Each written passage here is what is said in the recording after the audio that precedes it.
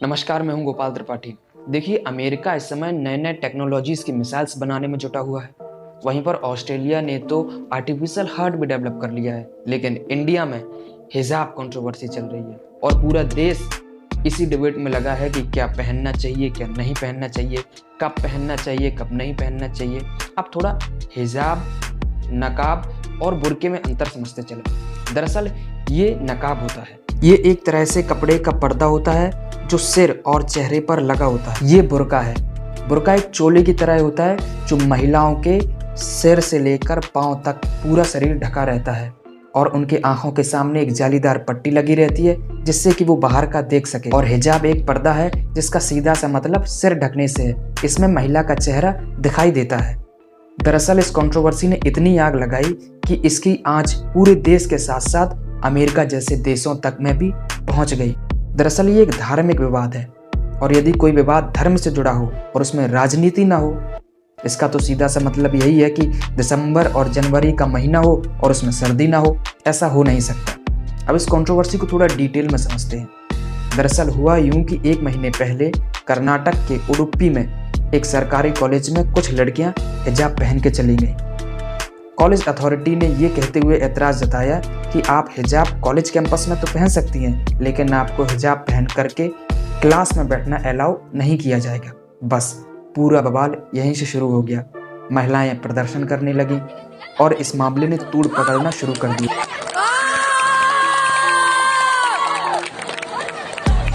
और इसको सियासी हवा तब मिली जब कैंपस फ्रंट ऑफ इंडिया इसमें इन्वॉल्व हो गया। अब कैंपस फ्रंट ऑफ इंडिया क्या है? आपने एक नाम सुना होगा, PFI यानी कि पॉपुलर फ्रंट ऑफ इंडिया। दरअसल ये एक इस्लामिक ऑर्गेनाइजेशन है जिस पे शाहीन बाग में हुए नागरिक संशोधन कानून के खिलाफ कई महीनों तक चले आंदोलन में फंडिंग करने का आरोप लगा है। दरअसल इसको सरकार बैन करने का भी सोच रही है क्योंकि इसकी जो एक्टिविटीज़ है वो एंटी नेशनल्स होते हुए दिख रही हैं और इसी का यूथ विंग है कैंपस फ्रंट ऑफ इंडिया। अब आप समझ गए होंगे।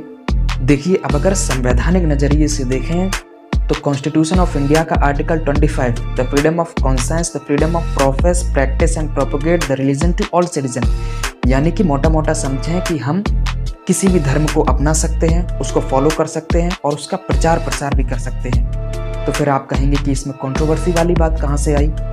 दरअसल इसी आर्टिकल का एक क्लॉज ये भी कहता है कि ये फंडामेंटल राइट आपका तभी तक एप्लीकेबल है जब तक सोसाइटी में लॉ एंड ऑर्डर यानी कि कानून व्यवस्था मेंटेन है।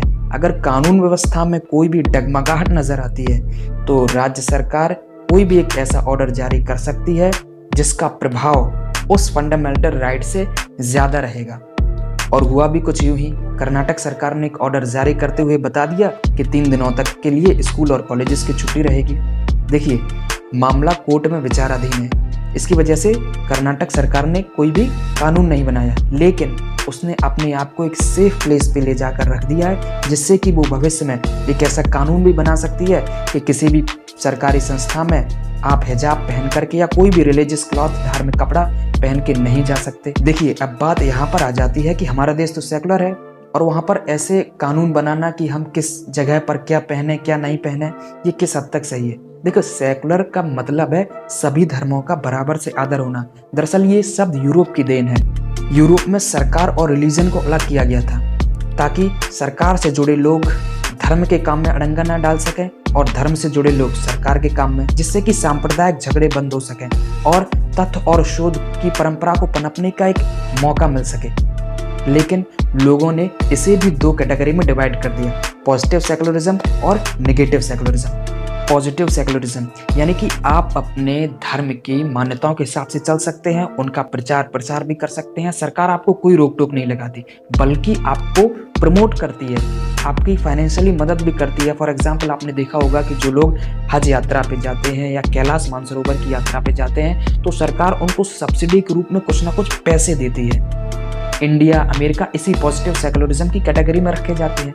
वहीं अगर बात करें नेगेटिव सेकुलरिज्म की, यानी कि अगर आप कोई भी ऐसा काम कर रहे हैं जिसको कोई रिलीजियस कम्युनिटी ऑपरेट कर रही है तो सरकार से आपको कोई भी फाइनेंशियल मदद नहीं मिलेगी, बल्कि आप पब्लिक प्लेसेस पर कोई भी धार्मिक काम नहीं कर सकते, किसी भी धर्म का प्रचार नहीं कर सकते, पब्लिक प्लेसेस पर रिलीजियस ड्रेस, रिलीजियस सिंबल पूरी तरह से बैन होते हैं। और ज़्यादातर पश्चिमी देश, फॉर एग्जाम्पल हम सबसे ज़्यादा लेते हैं फ्रांस का, इसी निगेटिव सेकुलरिज्म की कैटेगरी में रखा जाता है। अब देखिए, हर एक इंसिडेंट्स के दो पहलू निकल के आते हैं। पहला उसका समर्थन करने वाले लोग और दूसरा उसका विरोध करने वाले लोग। तो जो उसका समर्थन कर रहे हैं उनका तर्क ये है कि महिलाएं हिजाब इसलिए पहनती हैं क्योंकि ये उनकी धार्मिक पुस्तक कुरान में लिखा है, और लोगों की गलत नज़र से बचना ताकि उनको सुरक्षा और आत्मसम्मान का एहसास हो। पर वहीं पर जो विरोध करने वाले लोग हैं उनका मानना ये है कि अगर आप किसी गवर्नमेंट इंस्टीट्यूशन में पढ़ रहे हैं तो फिर आप उस इंस्टीट्यूशन के गाइडलाइंस के हिसाब से चलिए, ना कि अपने मन मुताबिक जो मन आया सो पहन लिया। अगर आपको अपने मन मुताबिक ही चलना है तो फिर आप किसी गवर्नमेंट इंस्टीट्यूशन में क्यों पढ़ रहे हैं, आप किसी मदरसे में जा करके पढ़ सकते हैं। दूसरा तर्क ये दिया गया कि अगर आज आप हिजाब की मांग कर रहे हैं, कल आप कहेंगे कि हम बुर्का पहन के आएंगे, परसों आप कहेंगे कि हमें टीचर्स भी मुस्लिम चाहिए, फिर कहेंगे आप हमें प्रिंसिपल्स भी मुस्लिम चाहिए, हमें स्टूडेंट्स भी मुस्लिम चाहिए, हम स्कूल में नमाज भी पढ़ेंगे, हम अपनी आइडियोलॉजी को यहाँ पर प्रमोट भी करेंगे, एक्सेट्रा एक्सेट्रा। अब देखिए, आप ये सोच रहे होंगे कि जो पक्ष और विपक्ष ने अपनी दलीलें दी हैं इनमें सही कौन सा है। देखिए, अगर मैं अपना पर्सनल व्यू देना चाहूँ तो मेरा तो यही मानना है कि जब तक कानून व्यवस्था सही चल रही है, कंट्रोल में है, तब तक आप कुछ भी पहने, कुछ भी खाएं, कुछ भी पिए, किसी को कोई प्रॉब्लम नहीं होनी चाहिए। लेकिन अगर आपके पहनने से किसी सामने वाले कम्युनिटी को प्रॉब्लम है तो फिर आपको वो एक्टिविटीज़ विद इमीडिएट इफेक्ट, तत्काल प्रभाव के साथ बंद कर देनी चाहिए। और पाठशालाओं को हमें धर्म की प्रयोगशालाओं से बनने से बचाना है, ना कि उसको बनाना है। और आपकी इसमें क्या राय है, कमेंट बॉक्स में ज़रूर बताएं। और ये घटना कोई पहली घटना नहीं है। दरअसल साल 2016 में एक ऐसा ही वाकया सुर्खियों में तब आया जब एक मुस्लिम एयरमैन को एयरफोर्स की नौकरी से निकाल दिया जाता है क्योंकि उसने अपनी दाढ़ी कटवाने से मना कर दिया।